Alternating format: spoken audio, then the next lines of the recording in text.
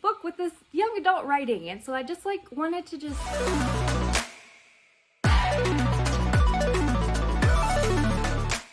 Hey everybody, I'm bringing you another book review today on A River Enchanted by Rebecca Ross. And I do videos on books, babies, and mental health. If you like any of those things, please subscribe below. This book was a book of the month for February. It took me a total of 12 hours and 6 days, which is pretty fast for me. And that says, you know, that I did really enjoy this book. The fact that I was able to dedicate 2 hours a day to it in a busy life means that I really enjoyed it and really made time for this one.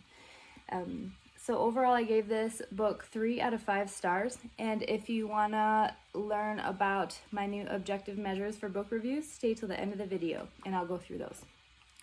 But to start my initial thoughts on this book, number one, I really enjoyed it. It was more of an adult book. There were more characters involved. It wasn't just solely centered around one character. I really enjoyed that a lot. This book follows a protagonist named Jack. And he is 22, 23 years old.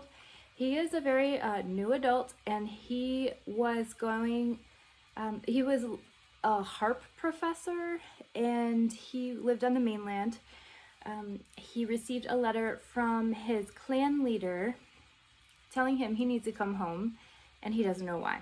So the book starts with his journey with a mysterious boat trip to the Isle, and part of the plot story is him trying to figure out why he's been called back home, and him trying to discover himself, discover his identity, discover his father, and solve a problem with his magic. It was also about Adera, who is the heir of the crown. And it also took the perspective sometimes of Jack's mom and sister. So a lot of the main themes seem to be centered on Jack, but towards the end, the story seemed to focus on her towards the end. And she was much more of an interesting character than Jack anyway, so I didn't mind. But it was interesting to me how that transition took place. So I want to get into talking about World building. So I immediately felt immersed. There was a culture that was very much described, and it was wonderful, and we had lads, we had lasses, we had lairds, thatched roofs, we had forges, and we had anvils. This really made me feel like I was part of this time period, which was so exciting, and not to mention talk of castles. Who doesn't love castles in a fantasy? The fantasy aspect of the world building was pretty good. I feel like that could have been a little bit more developed because the world building, it had like these big ideas and then these really little minuscule things, but there was not a whole lot of in between, and the magic didn't really permeate the whole book. It seemed like there were aspects of magic that were thrown in and added into the background, but most of the story didn't involve that much magic. So the magic involved was there on this island, there were on the east part of the island that clashes with the west. The east part of the island can't use magic, but Jack's mom can use her, I guess it's not sewing, but where she makes clothes, and she can put magical elements in the clothes for defense or other things. And then in the west, they don't have a lot of food and resources, but they have a lot more magic. And so they're able to forge enchanted weapons and swords. There wasn't a ton on that, but the idea of it was pretty neat. And then also in regards to magic, what else was magical? Oh, well, the main thing was Jack, his kind of, I guess, magical power is that with his harp playing, he can summon spirits, and he can summon the spirits of earth, wind, fire, and a fourth one, which he does throughout the book to try to solve a mystery. And so that magical aspect of the world building I love the most, because there were several scenes where he was summoning different kinds of spirits, and I loved the way it was described, the way these spirits looked, because it almost seemed like she was delving into something dark and really kind of like morbid. And I wish that it would have been, I wish the spirits and their descriptions would have been described more, because it seemed kind of scary, almost like it was a horror at some points, which I really liked, but then it backed out and it didn't end up being very scary at all. The second thing that I liked the most about this book was the pacing. It seemed like young adult to me in regards to the pacing. So it flowed really nice. There was always something happening, and we didn't dwell too much on characters or interactions. It felt like she wanted to keep the reader, entertained, which again made it feel a little bit like young adult. So that kind of brings me into the next category, which is characters. And she has a way of making all of the characters feel really unique. And for instance, Torrhen's wife talks with the ghost of Torrhen's ex-deceased wife.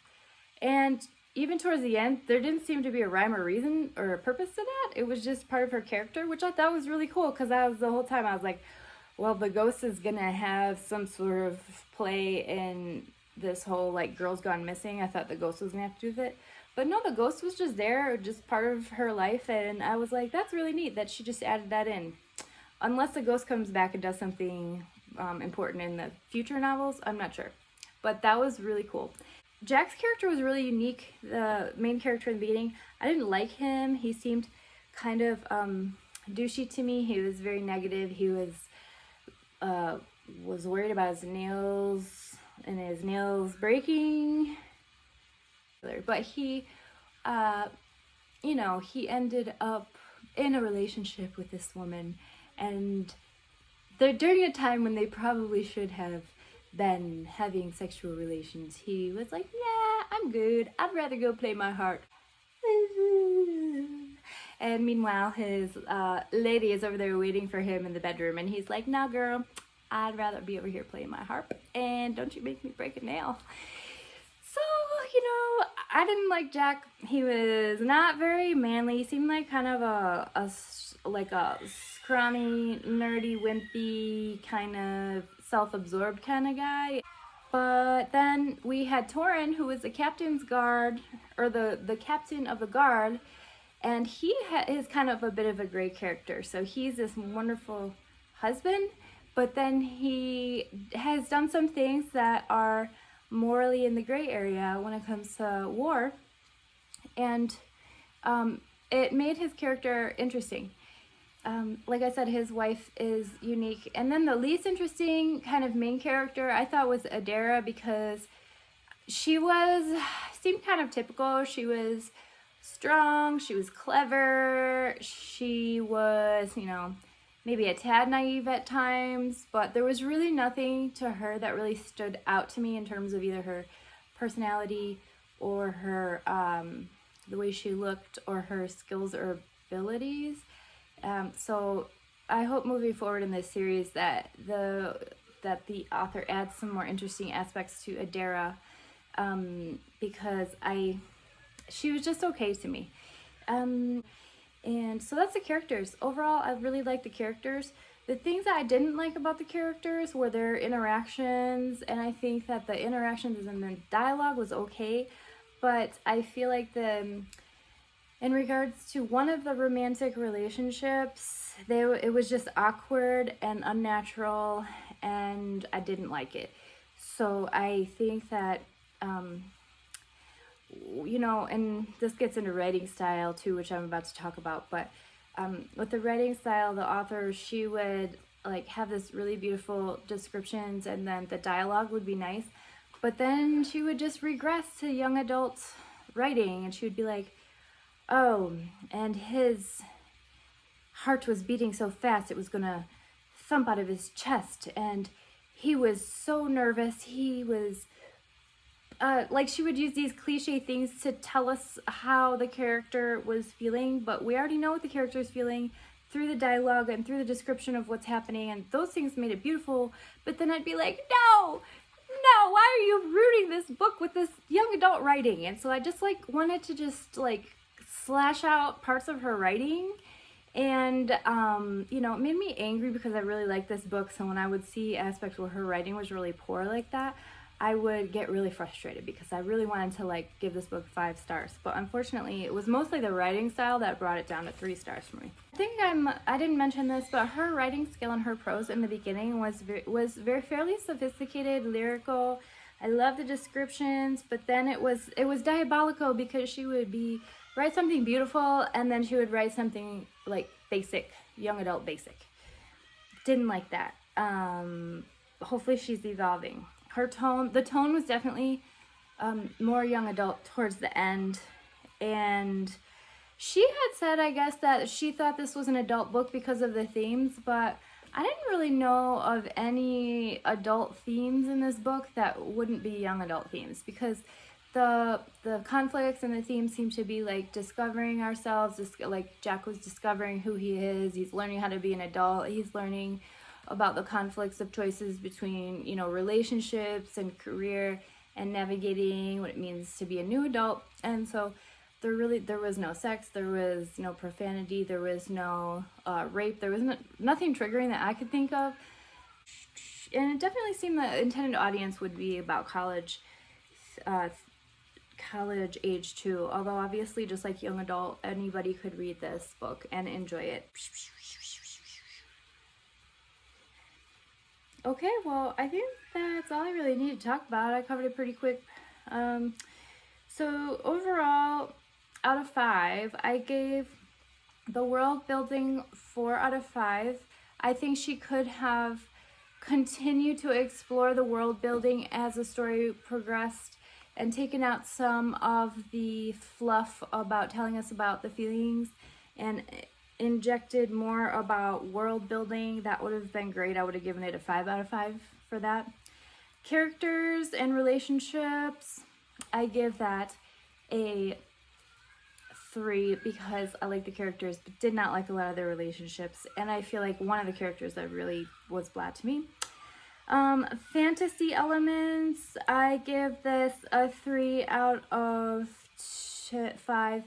And I think that there could have been some more creativity. I would have liked some more creativity or some more exploration of fantastical elements or magical things in this book, and especially, you know, with the world. Pacing, I'm going to give it a 4 out of 5. And I know I said I liked how it was fast-paced, but I actually would have liked it if she slowed down more and explored characters more, and just, it didn't have to be so fast-moving. I was very interested in the characters, so actually, I'll give pacing a 3 out of 5. And writing skill, that's gonna be like 2 out of 5. There were no grammatical errors or anything like that. I'm being a little tough in this category just because I think that she could have done a lot better.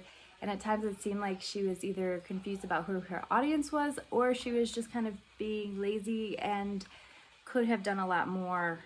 There was just so much more potential here with the story. And when I think about how good the actual story was, it was a wonderful story, and I think it could have been so much more impactful emotionally if it had been written better. That's all I have. Thank you.